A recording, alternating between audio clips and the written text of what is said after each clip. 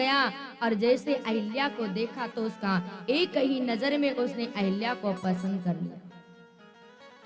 एक ही नजर में अहिल्या को पसंद कर लिया और अहिल्या की नजर जब इंद्र पर पड़ी है तो ये कहते ना, जब तक स्त्री किसी पुरुष की ओर नजर नहीं डालेगी, किसी की हिम्मत क्या है कोई आंख उठा करके तुम्हें देख ले।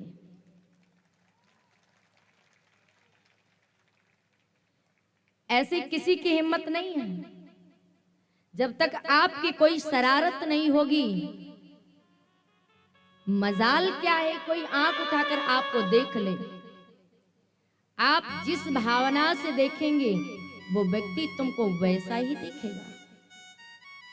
अगर आपने भाई के रूप में देखा है, वो दर्जा तुम्हें बहन के रूप में देगा। जैसी नजर में इंद्र ने अहिल्या को देखा तो आज उसी प्रकार से अहिल्या ने भी किसको देखा? इंद्र को। इन दोनों के बीच में एक दूसरे की प्रति क्या हो गया? प्रेम हो गया पहली नजर में। और जब हुआ तो जैसे ही मां लक्ष्मी ने भी देखा कि बहुत सुंदर दोनों की जोड़ी लग रही, तो मां लक्ष्मी के अंदर भी आ गई कि इन दोनों की जोड़ी तो बहुत सुंदर है, क्यों ना इनका विवाह कर दिया जाए। और वैसे भी इंद्र अमरापुरी का देवता है, देवों का देव है ना इंद्र, और वैभव में भी है, शक्तिशाली, खूबसूरत दिखता है। और इसके साथ में विवाह कर दिया जाए तो क्या है, अच्छी जोड़ी है, आराम से मेरी बेटी रहेगी। पर नहीं, ये प्रस्ताव क्या किए हैं? इंद्र से कह दिया कि मैं अपनी बेटी का विवाह तुम्हारे साथ में करूंगी। और जैसे इतनी बात कही तो यही प्रस्ताव मां लक्ष्मी, भगवान नारायण, मां सरस्वती, यही प्रस्ताव ब्रह्मा जी के पास में पहुंच गई के लेकर के। जैसे ये प्रस्ताव उनके पास में लेकर के पहुंच गए, ब्रह्मा जी ने जैसे ही प्यारे ब्रह्मा जी से देखा, ब्रह्मा जी से देख करके तुरंत मां लक्ष्मी, मां सरस्वती जी ने कहा कि हे स्वामी, मैं आपसे एक प्रस्ताव लेकर आई हूं। तो ब्रह्मा जी ने कहा, कहो देवी, क्या कहना चाहती हो? कहने लगी, देवता स्वामी, अपनी अहिल्या है, हाँ हाँ, इंद्र के साथ में यदि विवाह कर दिया जाए तो कैसा रहेगा? ये कैसा प्रस्ताव लगा?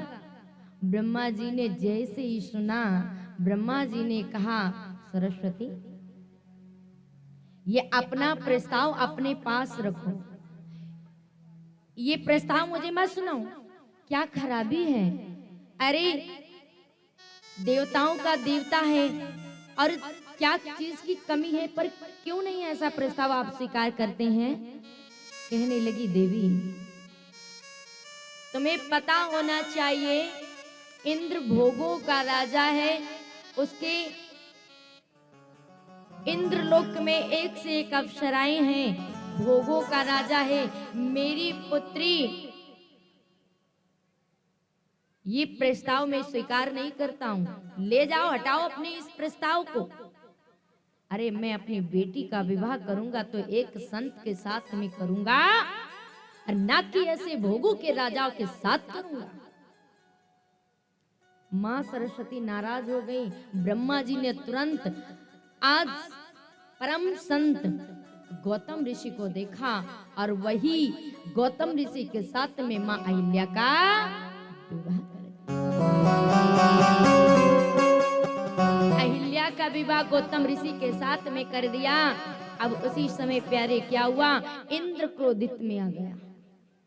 जब उसको पता लगा कि अहिल्या का विवाह एक ऋषि के साथ कर दिया गया, उसी समय उसने प्रण कर लिया था कि कुछ भी हो जाए लेकिन अहिल्या को अपनी पत्नी बनाकर रखूंगा, बनाऊंगा। ऐसा उसने विचार किया, गंदा विचार उसके मन में चलने लगा। और उसी समय उसने चंद्रमा की मदद ली।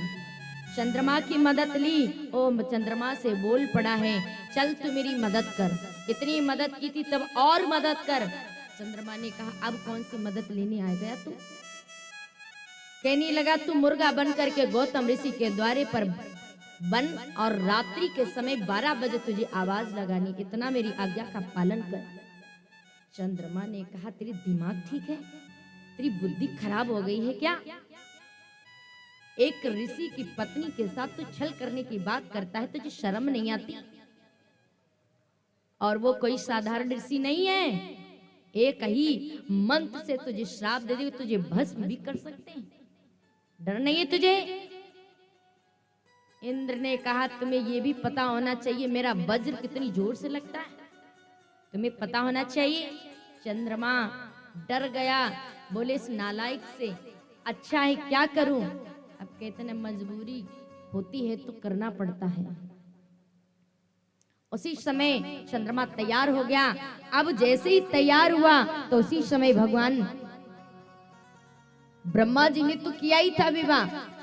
अब लेकर के जिस समय वो आया है, आज द्वारे पर मुर्गा बन जाता है और अपने आश्रम में अहिल्या और गौतम ऋषि विश्राम कर रहे थे। रात के थे बजे 12। अब 12 बजे ये आवाज लगाया और इंद्र छुप करके दीवार के पास में खड़ा हो गया। तू अपनी लीला तैयार कर, तू अपनी कर। इतना प्रकाश फैला और आवाज लगा कि लगे सुबह हो गई हो, ऐसा कर। उसी समय प्यारे क्या हुआ, मुर्गा आवाज लगाने लगा। रात्रि के बजे थे कितने? 12। आज भी मुर्गा है, आज भी। और बात अच्छी लगे तो ताली जरूर बजाइएगा, ठीक है? अब भी मुर्गा है, अभी नहीं, अब भी मुर्गा है। पर मुर्गे को भी पता है लोगों के पास घड़ी है, लोगों के पास टाइम है, लोग खुद ही देख लेते हैं, तो फिर हमें चिल्लाने की क्या?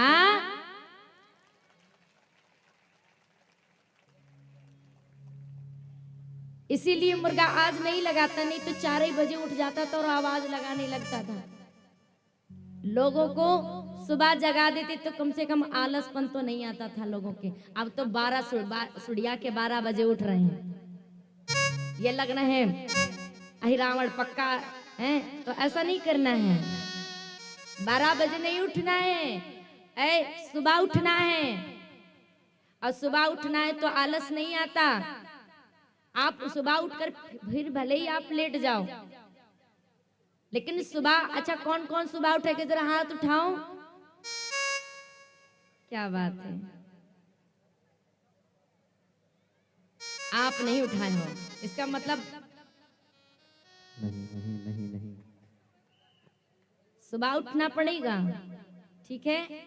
पक्का हम फोन करके पूछ लिया करेंगे। बहुत अच्छी बात है। हमें पता है, यहाँ से जाती हूँ तो मुझे बहुत देर में जाती हूँ तो भोजन करती हूँ। भोजन करने के बाद बहुत समय हो जाता है, जाती इतनी जल्दी नींद नहीं आती। और सोना होता है 2 बजे, सुबह उठना होता है कितनी बजे? 4 बजे। सोचो, जो परमात्मा की शरण में है ना, तो फिर उसे किसी की टेंशन नहीं होती है। मैं सुबह को उठ जाती हूँ और इसको भी जगाती हूँ, समझ रहे हो? और जो परमात्मा की शरण में रहता है उसके चेहरे पे बहुत ग्लो आता है, बहुत अच्छा लगता है उसको। ये नहीं कि अब उठ रहे हैं 12 बजे तो 12 जब बज जाएंगे ना चेहरे पे तब उठेंगे, ऐसा नहीं करना है। आइए हम सब लोग बोलते हैं भजन के द्वारा, इस माया में मत भुलाइए अपने जीवन को,